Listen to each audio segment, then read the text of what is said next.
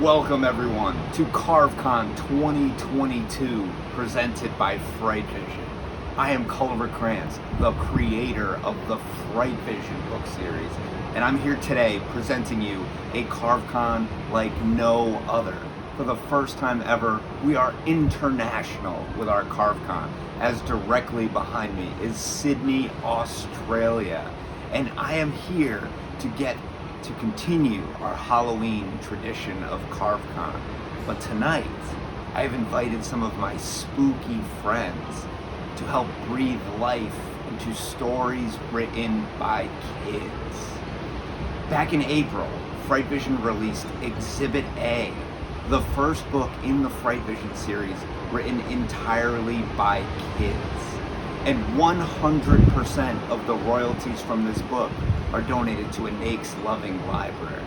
So if you haven't checked out this book, you need to. And I hope you'll find it wherever books are sold and order a copy to help support this amazing cause. And I hope you'll check out all of the FrightVision book series. This, The Cursed Coin, the one that started it all. And in order to keep all of our new contests coming out, please check out the FrightVision book series, as I will be announcing our next huge contest very soon. But back to tonight. Tonight, our Carve-Con and our spooky friends ready to read stories. So sit back, nestle in, turn the lights down low, and get ready. Listen to all of these amazing spooky people read these unbelievable, scary stories written by kids. So get ready. Enjoy tonight. As I like to say, happy nightmares. Hello, I'm Lorien Lawrence, and this is Wolfie, and I'm the author of the Fright Watch series. So the first book in the series is called The Stitchers. The second book is called The Collectors. And the third book just came out this summer, August 30th actually, and it is called Unmasked. Do you see it?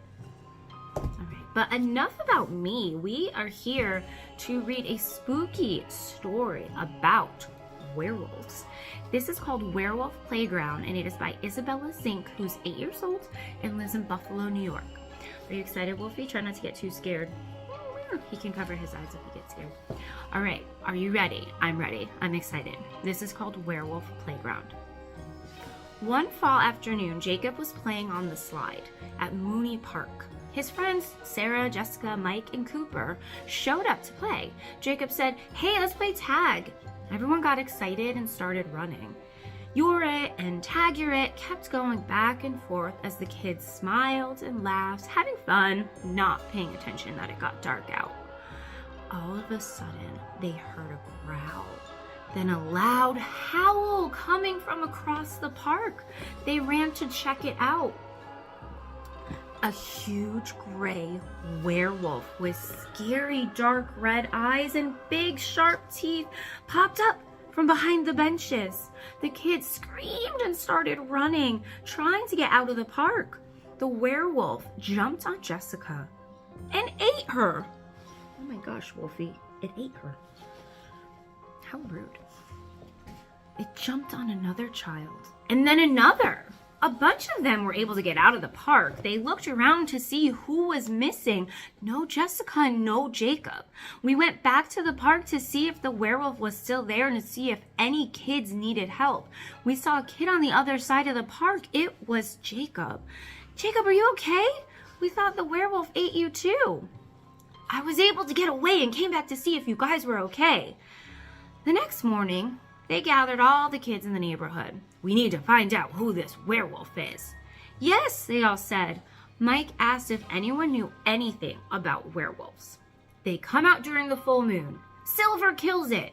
I think we need to read about werewolves more before we catch it, said Jacob. The full moon will be back in 30 days. Jacob, Sarah, Cooper, and Mike went to the library and looked up everything they could find. They called out their findings as they were reading. Werewolf means man-wolves. They have super strength, fast speed and reflexes. Their senses are also higher. Hey, Jacob, they don't like the smell of wolfsbane or anything with silver, said Cooper. I can't find anything on where they would hide, said Sarah. That's because they're human most of the time, said Mike. I miss Jessica, Sarah said. We all do, said Jacob. They put together a plan and told all the kids, this is what we need. Wolfsbane to keep him in the park, silver to keep him down, and rope to tie him up, said Jacob. Let's get as much as we can to the park by October 20th. Who could have done this? Asked one kid. It has to be an adult because a lot of us kids were at the park playing at the time, said Cooper. Every kid would get whatever silver they could from their homes and whatever rope they could find in their basements and garages. We still need to find wolfsbane, said Sarah. Where can we get that? Let's go to that witch in the forest. She may have some, said Mike. A lot of the kids looked scared, so Jacob, Mike, Cooper, and Sarah went to see the witch. It was just starting to get dark when they walked through the forest. They were told stories that the witch lived in a small house next to a pond. As they were walking, Mike tripped over a tree stump. They noticed it was wet. What is that? Is that blood? Is that a witch's hat? Asked Sarah in a scared voice. I don't want to go anymore. We have to, said Jacob. We need that wolfsbane. The werewolf can only come out during a full moon. We should be fine. Let's search the witch's house and get out. They finally found the house right next to a pond. They opened the big purple door and it squeaked. When they got inside, they saw it was completely destroyed. The furniture was broken and flipped. There was blood splattered everywhere. The kids noticed gray fur all over the house. Gray fur. Wasn't you, was it, Wolfie? Everyone looked around. The wolfsbane has to be here somewhere, said Mike. Hey, where's Jacob? I'm outside keeping watch. Oh, good thinking. Thank you, Jacob, said Sarah. As they're searching, Sarah started taking everything off a bookshelf. Hey, I can't move this book. When Sarah pulled the bookshelf moved sideways, and a secret passage with staircase appeared. They walked down to a secret room. When they opened the door, all they could see was rope, silver, and wolfsbane. Why does she have all this? Did she know about the werewolf? Is she the one that made the werewolf? Asked Sarah. We can't blame the witch since she's not here anymore, said Cooper. Grab everything and let's go, said Mike. They filled their backpacks as much as they could. They ran up the stairs, through the living room, and out the front door to Jacob.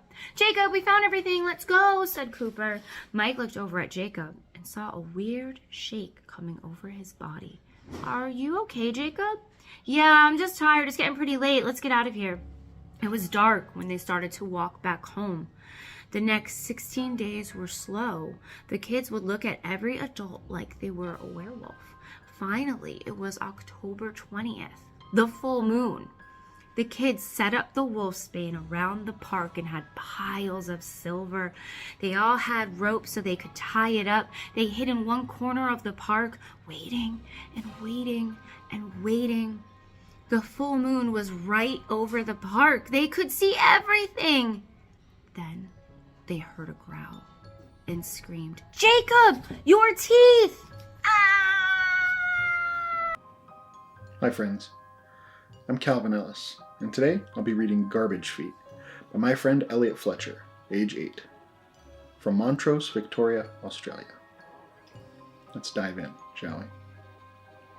One very spooky night, Frankenstein was finally ready to be released. A scientist named Professor Coco had worked on him for 10 years, and tonight he was finally making him real. He switched him on, and Frankenstein sat up. He stretched his big arms and legs and let out an evil Professor Coco opened the door and said goodbye. Frankenstein then walked out the science lab and into the city. This was going to be bad. 2 weeks later, Sam Fletcher was getting ready for school when he heard a doorbell. It was his best friend Ben, who usually comes to his house to meet up with him on his way to school. Sam, Ben said, have you heard about the new movie that's coming out tonight? No, said Sam. Well, said Ben, it's called Frankenstein, and it's about a huge monster that eats people. It's not real, right? Asked Sam. He was a bit more afraid of scary movies than Ben was, but he didn't want Ben to know that. Of course it's not real, silly, said Ben. Scary stuff like that only happens in books and movies. At night, Sam and Ben bought tickets to the movie. They sat down in the front row, ready to watch, and the previews came on. Suddenly, everything turned off. The movie screen went completely dark. Everyone was sort of angry because they thought they wasted all their money on a movie that didn't even work. They all walked out of the cinema really grumpy. Everyone, except Sam and Ben, that is. They wanted to know what was really going on. They found a door at the back of the movie theater and pushed it open. Sam was worried about Ben, what they would find, and he whispered to Ben, I'm not sure about this. Come on, Ben said. We have to find out what's going on. As they walked into the dark room, they could hear the floor creaking under their feet. Suddenly, Ben yelled out, Ah! I'm stuck! He had stepped on some kind of glue trap, and his shoes were completely glued to the floor. Sam tried to pull Ben free, but it was no use. What was that you said about scary stuff only happening in movies? He said. Just then a shadow zoomed past their eyes in front of them. Frankenstein? Is that you? Sam said, terrified of what the answer was going to be. The monster let out an evil laugh and came right close to Sam's face. Welcome to the real-life Frankenstein movie, he said. Ah! Said both Sam and Ben at the same time. Sam quickly untied Ben's shoelaces, but they were tied in double knots. Finally, he got them undone, and Ben took off his shoes, leaving them behind in the sticky trap. We have to find a way to get out of here. Frankenstein kept walking towards them, laughing with his evil laugh. They had to stop him somehow. But how? Just then, Frankenstein started to sniff.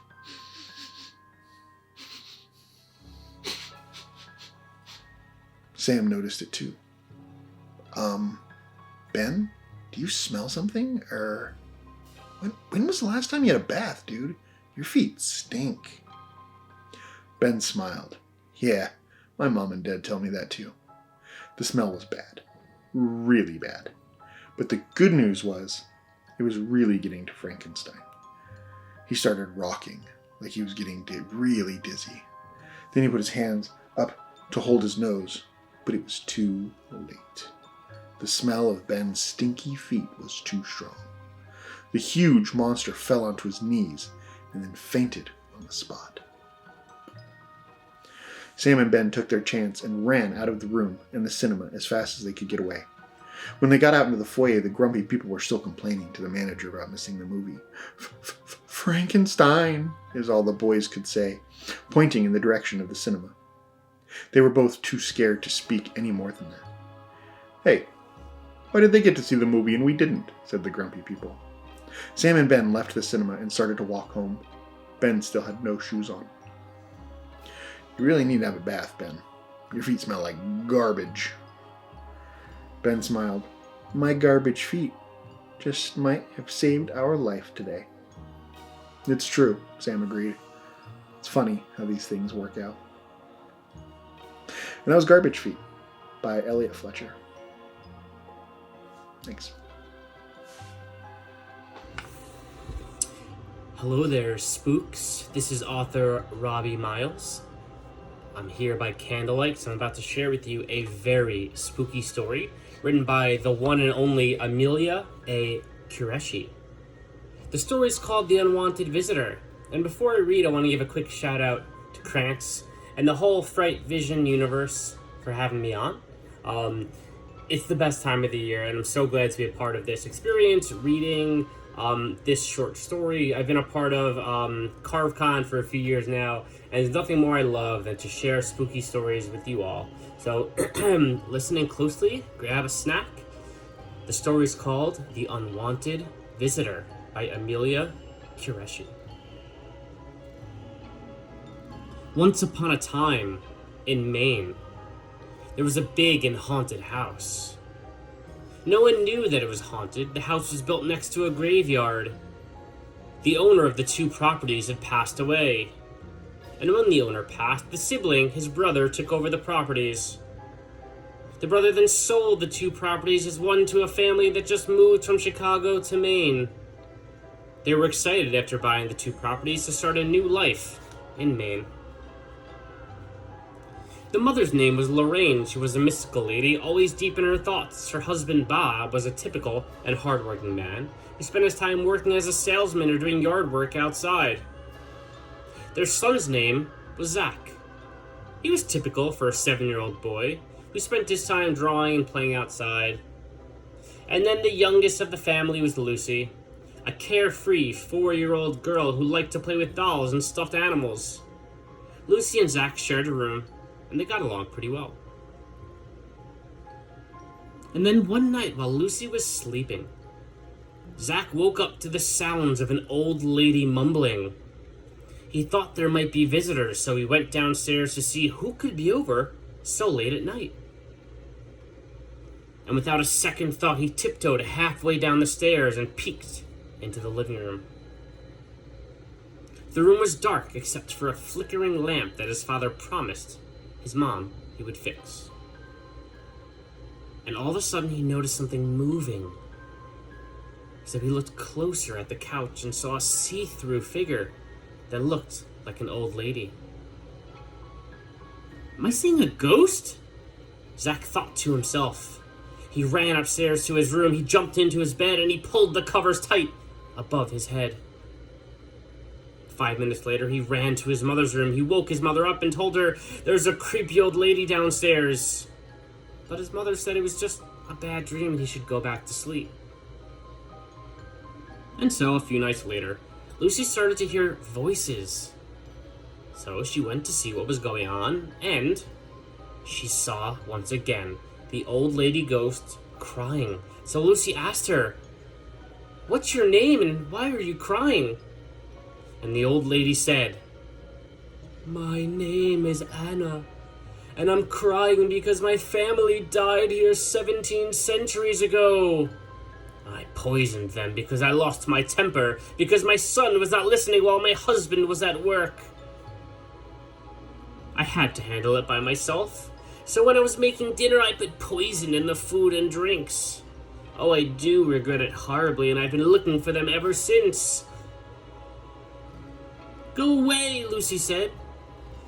"No, this is my house, so you go away," said Anna. Lucy ran upstairs to tell her mom. Lucy said, "There's a scary old lady downstairs and she is a ghost." "Oh, Lucy, did your brother scare you again?" said Lorraine. "Come on then, let's have a look." "Okay," said Lucy. So they went downstairs to take a look, and they saw nothing. "You see, honey?" said Lorraine. "Yes," said Lucy. "Now, go back to bed," said Lorraine. So Lucy went upstairs to her bed and went to sleep. But the next night, Lucy went downstairs and saw Anna again, and Lucy said, "I want to help you get your family back." "Okay, well then come here," said Anna. "We have to make a sacrifice." "What is a sassarice?" asked Lucy, mispronouncing the word sacrifice. "A sacrifice is something that someone does for another person to help them," said Anna, but she was lying to Lucy. "Okay, I'll do it," said Lucy. And Anna opened up a portal on the floor. "You have to jump in here," said Anna. And so Lucy jumped. And then there were two people who rushed out of the portal. One was a little boy and one was an old man. The old man possessed Bob and the little boy possessed Zach. And finally, Anna possessed Lorraine. And then they lived as ghosts in different bodies, and they lived as a family, and Lucy was never to be seen again. The end. I hope you enjoyed this little story from the FrightVision universe. And my good friend Crantz, and the writer herself, Amelia Qureshi. Excellent job. I really enjoyed this story. I loved the unhappy, spooky ending. Those are my favorite. So, I hope you're all having a wonderful, spooky season. Have a great Halloween. And I'll see you later, spooks. Oh, let me just try this again here.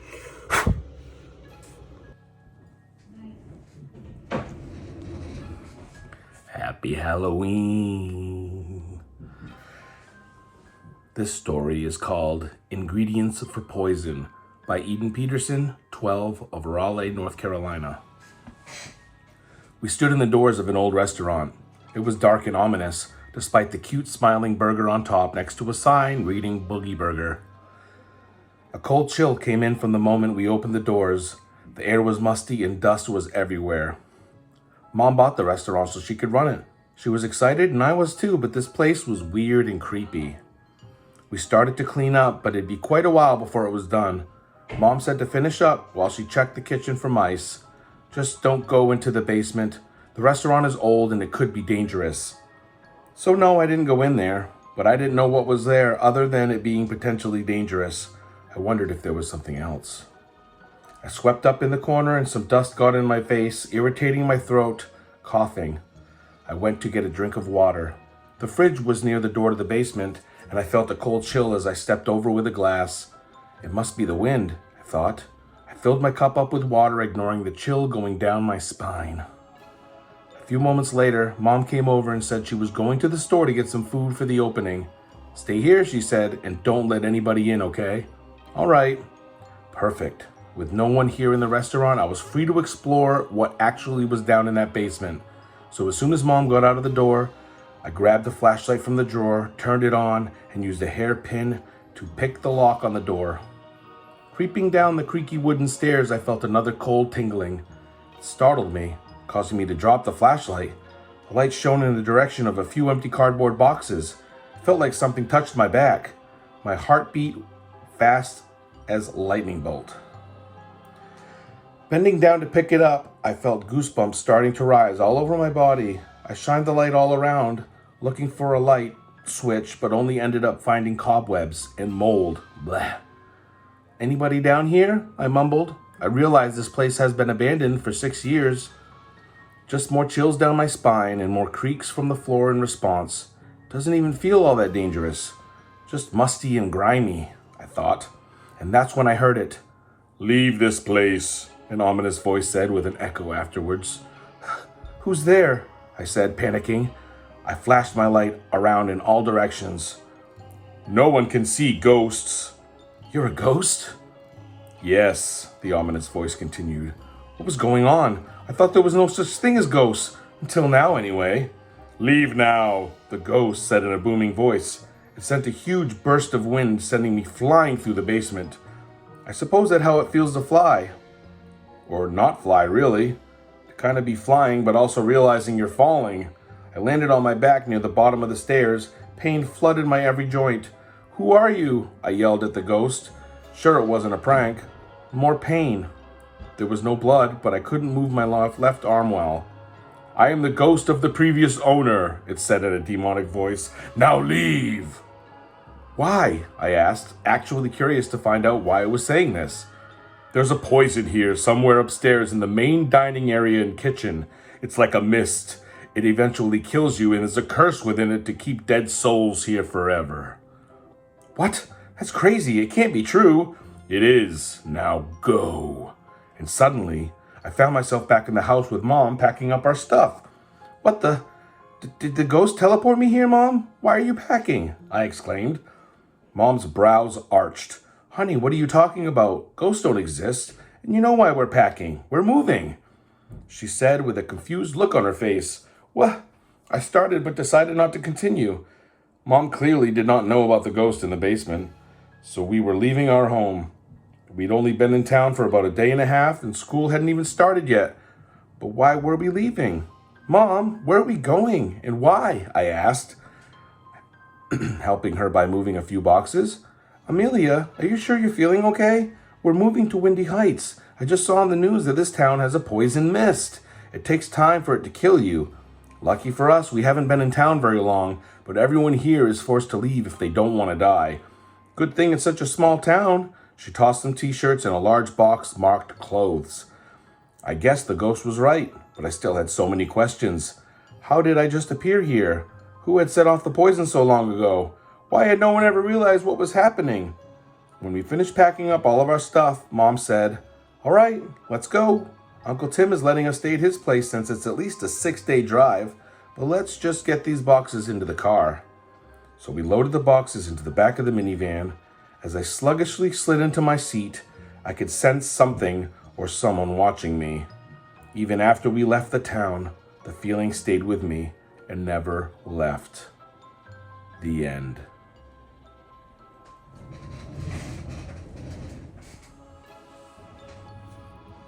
Hey there, my name's Miranda and I run SpookyLittleHalloween.com, a blog and a magazine celebrating October 31st all year long. And if you hear somebody in the background, that's just my Halloween hound friend Louie hanging out with me today while I read you Not Halloween by Shelby May Cohen. When the night comes, you should fear the only thing that you should fear. Not the dark, not heights, not silly things like that, not a rabbit that comes out of a hat. When night comes, you should fear, for this thing only comes out once a year. Layla hated Halloween. She hated her mom reading this story every Halloween. When this holiday came, all she wanted to do was sit in her room and hide under a pillow. But there was one problem. Her parents would not let her. They insisted she dress up and go trick-or-treating with her friends. Worst of all, she believed every Halloween story would come true. "Mom, do I have to go?" Layla protested when her mom said to go trick-or-treating. "I don't even have a costume." Her mom rolled her eyes. "Why don't you use one of your old ones, like the ghost?" Now that was cute, her mom said. "Oh, I guess, but what if the Headless Horseman comes, or Dracula?" Layla groaned. "Oh my God, just go," her mom scolded. "Fine," Layla shouted back. So she got in her ghost costume and left. The only good thing about Halloween was that it was her birthday. When she got outside, she did not see her friends. "Oh, they must still be getting ready," she mumbled to herself. So she left without them so that she did not have to catch her angry mother again. She went to all her friends' houses, but none of them were there. "Oh no," she mumbled. "The Headless Horseman got them," she wailed. She turned to run back to her house, but she wanted to look for her friends. So she checked all around the neighborhood, but they were nowhere to be found. When Layla got to her house, no one was there. "No," she wailed. She tried to reason with herself. "They can't be gone. They're just changing into their Halloween costumes," she said under her breath. She set off to her grandma's house. Her grandma was not there. She started to panic. She thought, they are gonna get their heads chainsawed off by the Headless Horseman. But he can't see, she reasoned. Worst birthday ever, she mumbled. Just then, she felt cold claws grab her leg. "Ah!" She screamed for help, but nobody came. She wiggled free and ran. I knew monsters were real, but they never listened. She started crying on the side of the street. Her family was gone. Her friends were gone. She didn't know what to do. She wanted to solve the mystery, but she was too scared. Louie's a little scared too. When she got home, she grabbed her foam sword and she went back outside. She was going to find her family. When she stepped on the front step, her cat meowed at her. "Yikes!" She jumped. "Sprinkles!" She scolded the cat, then grabbed him and put him inside. When she got outside, the cold claw grabbed her leg again and pulled her down. Something blindfolded her and dragged her into the dark. When she stopped moving, she ripped off her blindfold off, but it was too dark to see anything. "Could this get any worse?" she said. "Surprise!" people yelled at her. "Ah!" she screamed. Then she saw her friends, her parents, and her grandma. "Happy birthday!" they all said at the same time. "Where's the monster?" she said loudly.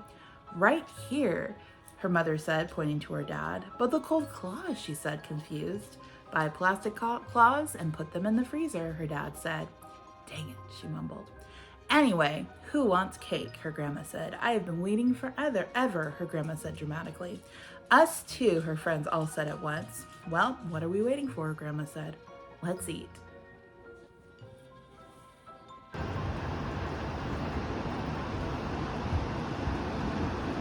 I'm back.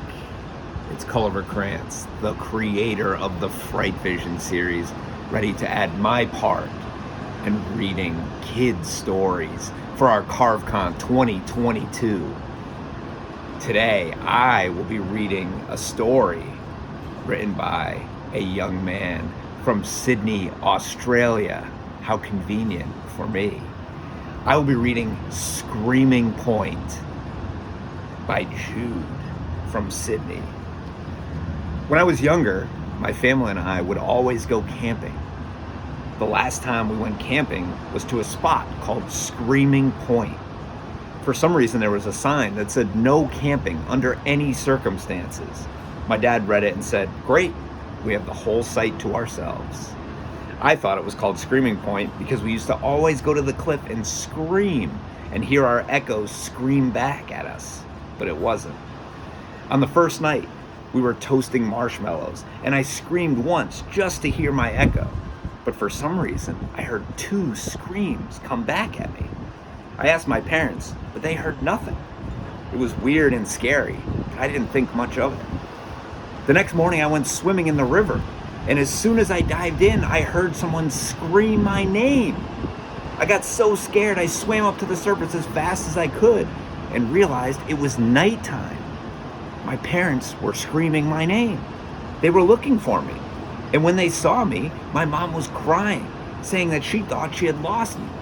Now I was very scared and very confused. I only jumped in. How can it be night already? That's so weird. The third night was probably the scariest. It was a baby crying. We were asleep and I woke up to hear a baby crying in the middle of the night. I woke up Mom and Dad and said, "A baby is crying." They said, "Impossible.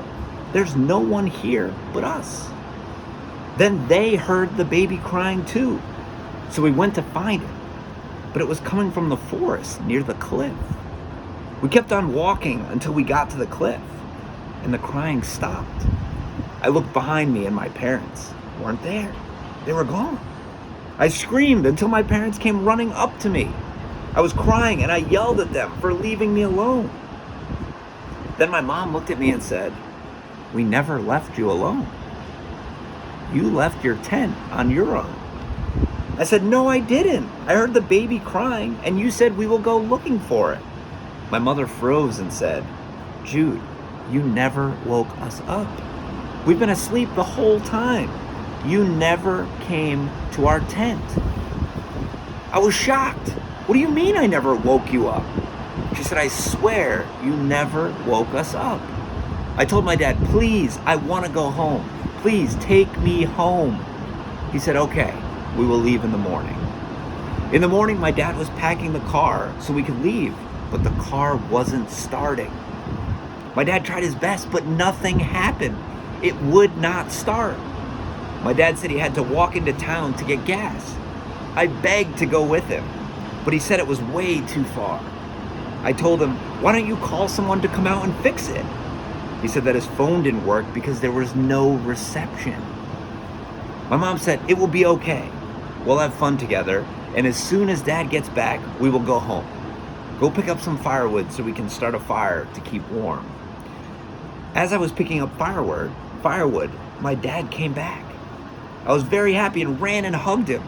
He said he would help me pick up firewood and that we would leave first thing in the morning. I was so happy. I called to Mom, "Look how much firewood Dad and I picked up." She looked at me and said, "What do you mean? Dad isn't back yet." I immediately looked back and heard a scream come from the cliff, but Dad was gone. I screamed so loud and ran to Mom, but she was gone as well. I kept on screaming, and the echoes kept on screaming back at me. They were getting louder and scarier. The last thing I remember was falling on the ground. Mom woke me up in the morning. I jumped up at her and she was asking, "What's wrong? What happened?" I told her and she said, "It's okay now. Dad's back and we are going home." I was so happy that we'd be leaving soon. I went up to the cliff. I was dying to know what the screams were that I heard. But I guess there are things in life we will never know. As I turned to leave, I heard a scream come from down the cliff. As I looked down towards it, I felt a hug, a massive hug. I couldn't tell if it was Mom or Dad. All I could tell was that I felt safe. As I turned around to see who it was, I saw myself standing in front of me like a mirror, and he screamed at me very loud, and I pushed Jude down the cliff. I was very happy to be able to escape Screaming Point, as I've been stuck there since I was a baby, and the only way out was for another little boy to take my spot. As Jude fell over the cliff, he started screaming and screaming when his mom and dad, my mom and dad, came running to me. My mom was saying, "What's that screaming?" I told her, "It's nothing, Mom. It's just my echo. Every time I scream, my echo screams back at me. But only I know it's my echo. Only I know it's Jude. And only I know why it's called Screaming Point." What an awesome story. Now, get ready for the next one. Enjoy, everyone. Hello, I am Michael Northrop. I am the author of 15 books. Some of those are novels, like the very scary Polaris or Surrounded by Sharks. Some of those are graphic novels, like my new one, Teen Titans Go! Undead. And today I will be reading The Long Road, a very scary story by Gunnar Redman. Are we ready? Okay, here we go. Who are the Hamiltons? What does Hamilton mean?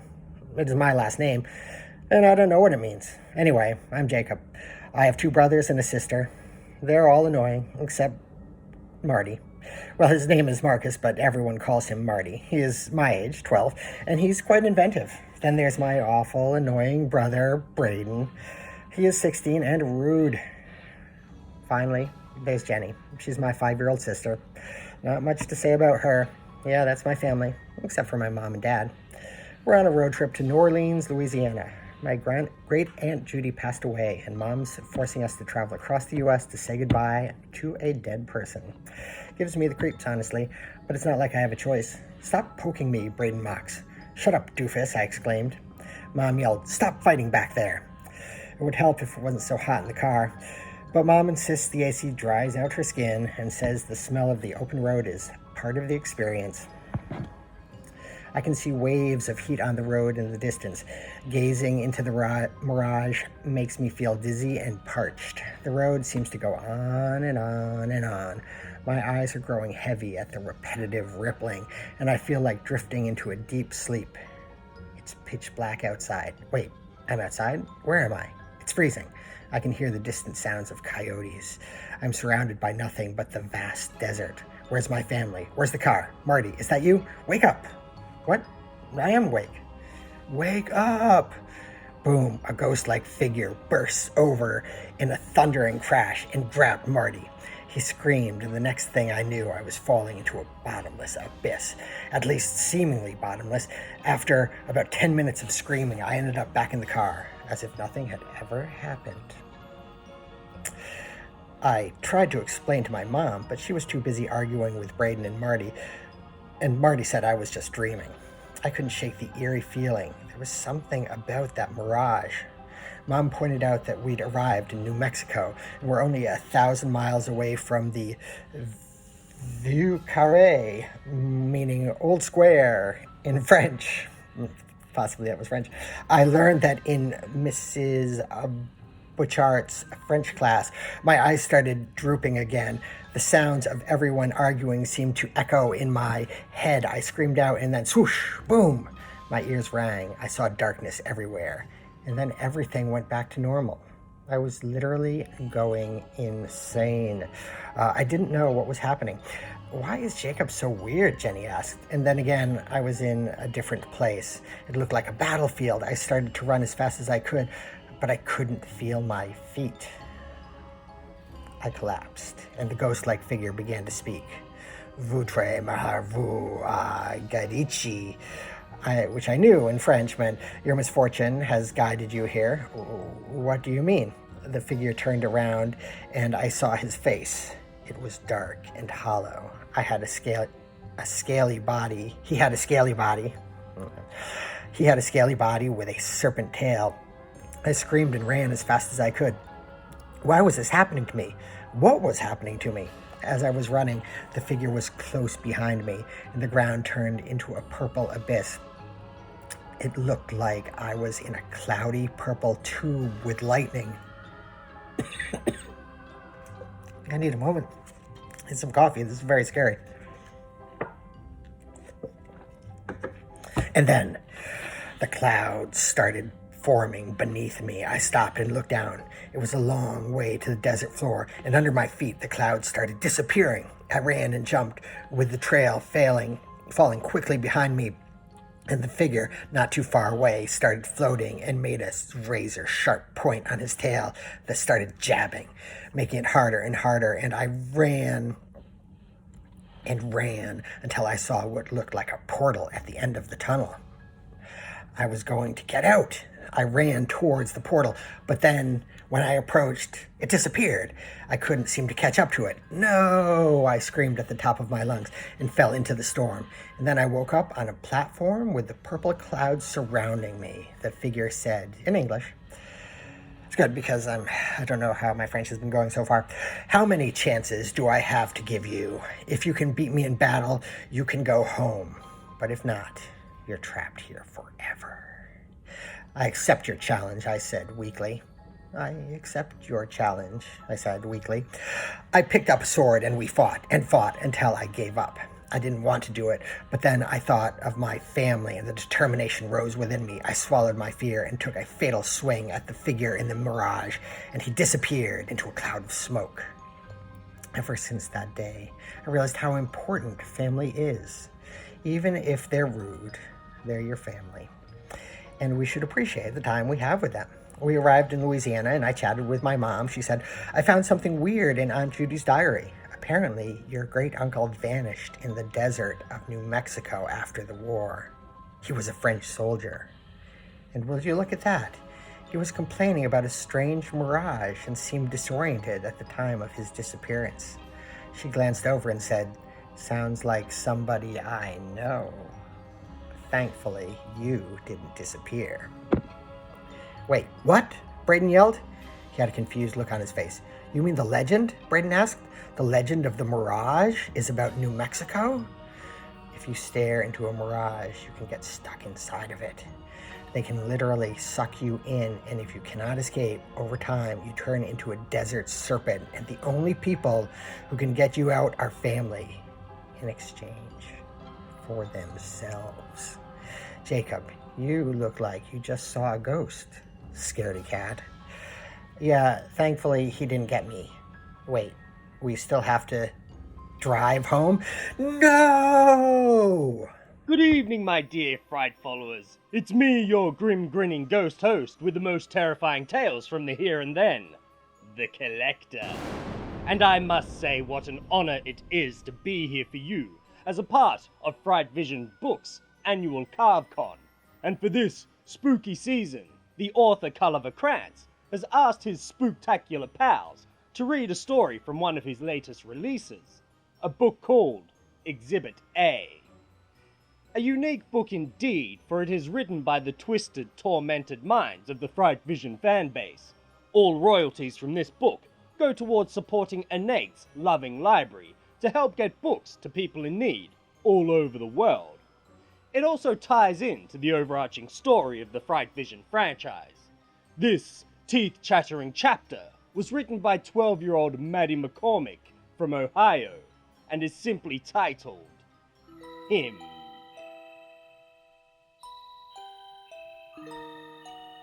Shall we begin? You woke up in an unfamiliar room.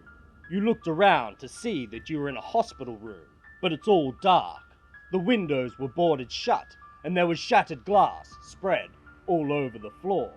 The walls were dirty, and everything except your bed was trashed. Step, step, step. You heard footsteps. The steps seemed to get closer and closer until the door slowly opened. In came a nurse, but she wasn't your average nurse. Her clothes were clean, but her skin was cracked, with grey undertones on her body that made your heart race more and more. She was wearing a nurse outfit like you would see in cartoons. In her hand, flick, flick, was a syringe filled with a clear liquid. She stood in the door, slowly tilting her head to the right, with a creepy smile that stretched from ear to ear. Suddenly, she ran to you, grabbed your arm, and injected you with the needle. She then let go and stared at you. Everything started spinning. Among the spinning world, you saw a shadowy figure of a man. Then, it all went black. You woke up in your room, with the only memory you have being him, the shadow man who's always there. You proceed to have these dreams, the same room, the same scenario, the same actions. Though it feels the same each time, you feel more and more anxious and nervous. Each time, he seemed to get larger and closer than before. You finally get sick of it and go on Google to research what this could be. You click on the first link that pops up. You're frozen in your chair, staring into your computer screen. The worst thing that could possibly happen just happened. You are being watched by the deadly spirit named him. This made your insides shake as your hand slowly made its way to cover your own mouth in shock. You refused to fall asleep that night from fear that you would see him again. When you did eventually drift off into sleep, you were in the room again, but this time the room was clean and the lights were on. You heard the nurse coming towards the door, and when she opened it, her skin was a tan color. She was wearing light blue scrubs, and her dark brown hair was tied in a low bun. Instead of a syringe, she had a clipboard. She walked in and looked at the clipboard, then at you, then at the light switch. She slowly turned her head back to you, and then quickly tilted her head to the side. She had a creepy smile that spread from ear to ear. Her beautiful clear skin started chipping off to reveal the cracked grey skin. Her scrubs turned into the clean cartoon nurse clothes. She threw the clipboard and jolted her head upright. Her smile slowly died down as she looked to the side. You looked in the direction her head was pointed, but saw nothing. Then, she turned out the lights, and the same old broken and beat-up room came back. At the foot of the bed was him. He started walking towards the side of the bed while keeping his head pointed at you. Once he was at the side of the bed, he gently wrapped his hand around your arm. The nurse slowly walked to you holding the syringe. Once she was at the man's side, she stared at you and never looked away. For once in this dream, you felt some sort of comfort, but that feeling went away as soon as the man let go and started wheeling the bed to the surgery room with the nurse. Once you were in the surgery room, the nurse injected your left arm with the syringe and you couldn't move, but you could feel everything. The nurse pulled over a tray of medical tools, like scalpels and medical scissors. You tried screaming, but nothing came out, not even a squeak. You tried falling back asleep so you could leave this dream, but then you remembered you could feel everything. It was now you figured out that this was the reality, and everything else was the dream. Maddie, what can I say? You certainly have a frighteningly twisted mind, you little gremlin. I'll make sure to call the state of Ohio police to keep a close eye on you. You definitely have a bright future ahead of you as a horror writer. And your old pal could always use some new tales of terror for his collection. My dear Fright followers, it's always a ghastly pleasure visiting you over the scarewaves, and thanks again to Culliver Crantz for asking me to partake in his fiendishly fearful Festival of Frights. If you'd like to see more of my grim grinning visage, and why wouldn't you, you can follow me on Instagram at OldPalCollector. And while you're there, why don't you check out at Skullbrain Books to learn more about their premiere print of paranormal paragraphs with Skullboy and the Leap of Faith. And now, my dear Fright followers, until we shriek again, Happy Halloween! And good night out there. Whatever you are.